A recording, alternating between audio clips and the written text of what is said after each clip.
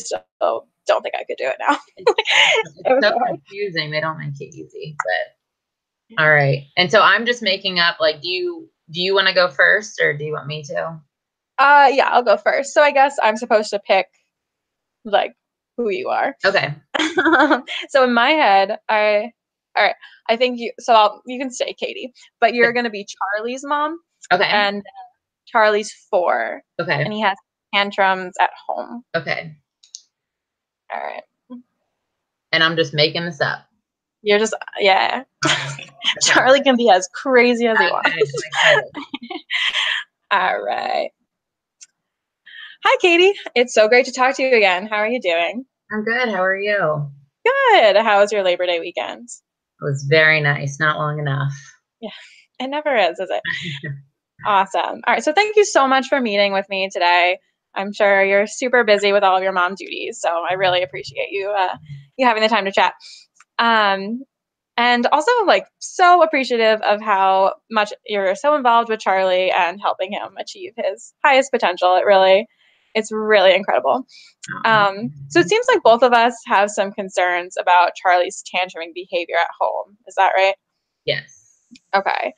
Just wanted to make sure we're on the same page. Yes. All right. So as Charlie's mom, obviously you know him best. You know him better than I do. So it's going to be really helpful to me to get your take on it and the information that you have on his behavior to help us kind of figure out what's going on, why it's going on, and what we can do to address it.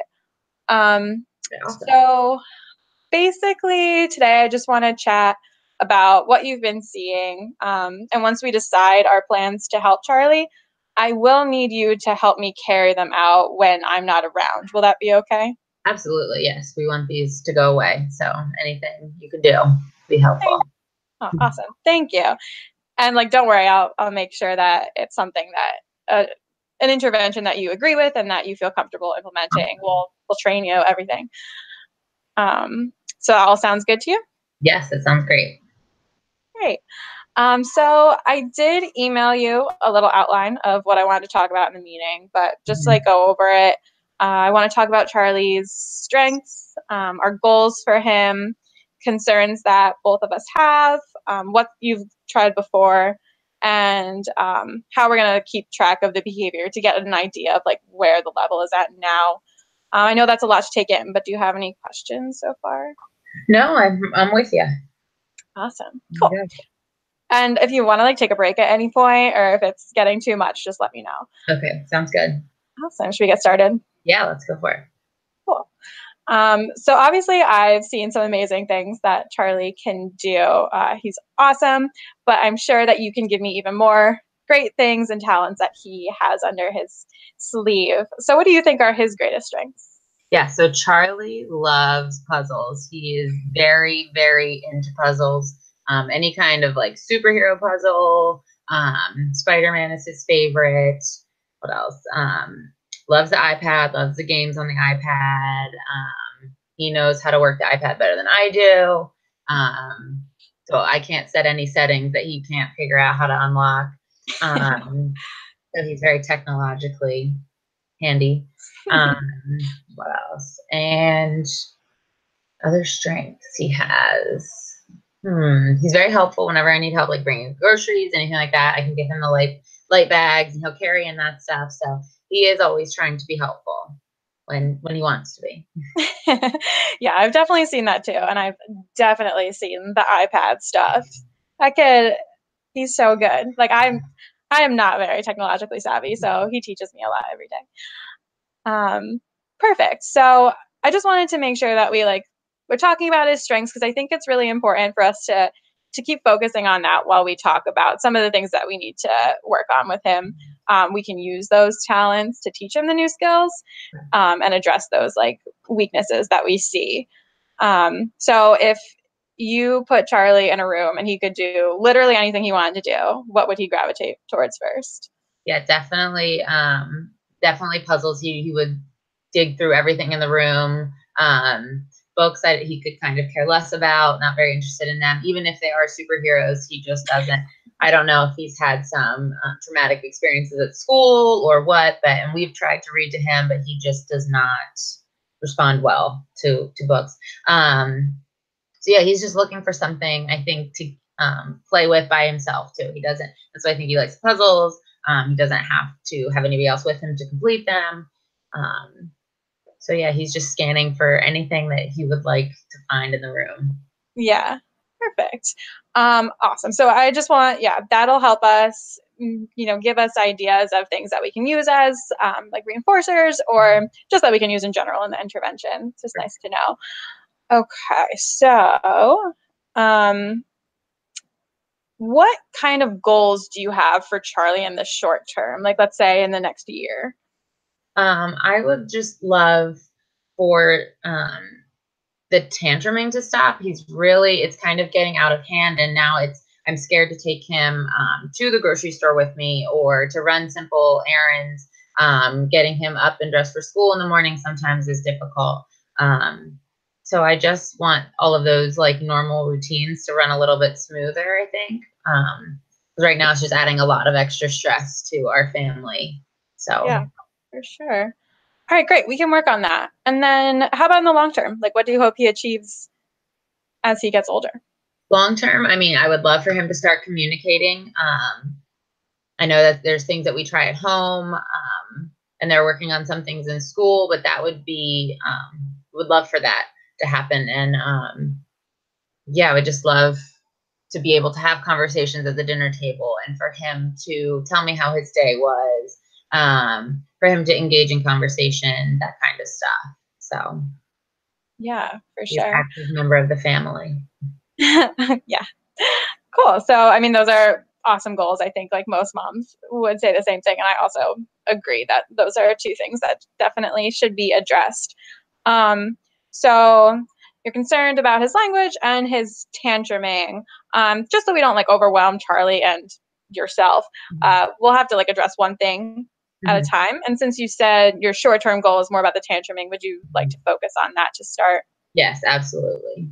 Yeah, and it's possible that like that might help with the communication later down the road to have that problem behavior out of the way. Awesome. So thanks for your input. So we'll start focusing on tantruming behavior. So how does it sound if our goal was to decrease? Well, actually, let me ask you. Are you concerned about the number of times he's tantruming, how long they are, or kind of both? Just like, yeah, the level of them, they seem to be getting worse, and lasting longer, definitely. And at the end of them now, I'm exhausted, he's exhausted, we're both crying. Things are everywhere, thrown all over the house. So they've definitely, yeah, just gotten much stronger, I feel like, recently. Okay, so the intensity is Intensity, kind of an issue. Gotcha. Because obviously he's 4. I mean, 4-year-olds do throw tantrums sometimes. It's obviously age appropriate to a certain extent, but maybe our goal should be to kind of minimize the tantrums to more of an age appropriate level and intensity. Okay, perfect. And just so we're all on the same page, and once if another therapist comes in so they understand, we need to kind of define what tantruming is because it can look different for any kid. So can you tell me exactly what you see when Charlie tantrums? So when they start, the first thing is usually he spits. So the spitting happens, and usually then the kicking comes after, and so spitting and then the kicking and then throwing anything that he can get his hands on, and throwing it at somebody, at the wall, knocking things over. That's, I think, pretty much how they go. Okay. So maybe we can define it as like an instance of spitting, kicking, or throwing. Usually tantrums, I would say, are a longer period of time. Like I wouldn't necessarily say that like kicking once would be a tantrum. Does that make sense? Yeah, no, that does make sense. So maybe would it make sense to you to do like these things occurring over more than 30 seconds of time? Yes, probably. Yeah. Okay. I know sometimes that they're much longer, but just so we can get a good idea. Cool. And then what I know you had mentioned getting ready for school in the morning. Is that a time of the day that the behavior is like really likely to occur? Yes, it definitely is. He doesn't want to get out of bed. He doesn't want to wake up. And then if I am successful with that, he does not want to get his clothes on. Getting him down to the breakfast table is easier, but then just trying to get, like I said, his clothes on, his teeth brushed, and to get him to that bus on time is like pulling teeth. And we've been missing the bus, and so I've had to take him in. So it's gotten out of hand for sure. Okay. And so would you say that tantrums happen more at home than anywhere else, or do you see it across the board? Probably, yeah, most at home. Yeah. Okay. I mean, his teachers at school, they see some, but they don't ever make it sound like it's happening every day. It's definitely happening at home every day. Okay. Great. I just wanted to find that out because it obviously would be really hard for us to track the behavior across the whole day. We want to just focus as much as we can for now. And then obviously later we'll move on to different times and different places. But maybe where we should start then is in the morning routine at home, taking data on that. Absolutely. That sounds like a great idea. Okay, cool.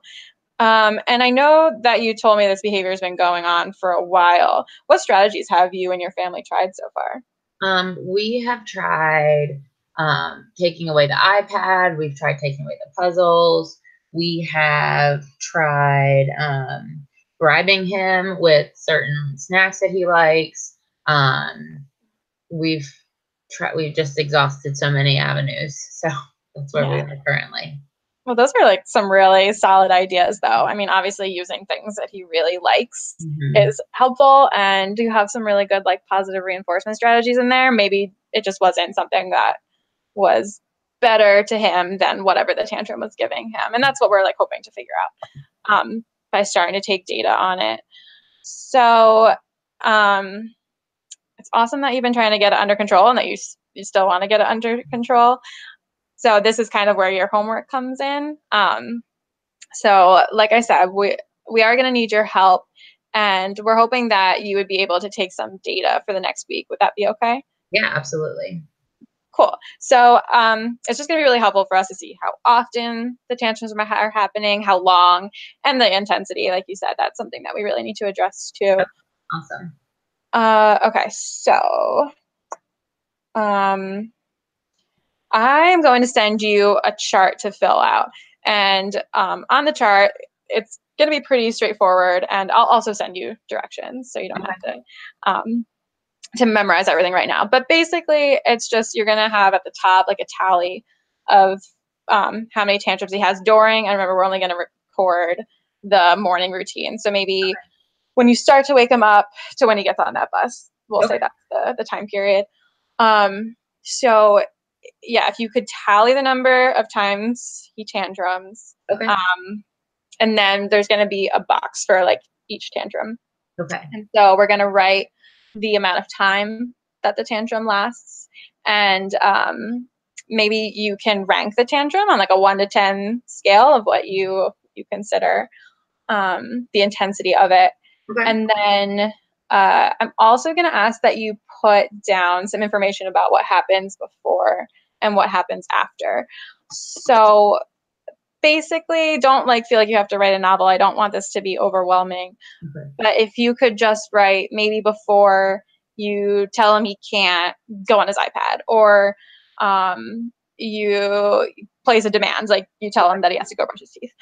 And then the stuff after, similarly, just kind of like very basic, like maybe then he gets something, or he doesn't have to brush his teeth, or maybe like dad runs in and tries to help. Some dad attention is always a big thing. All right.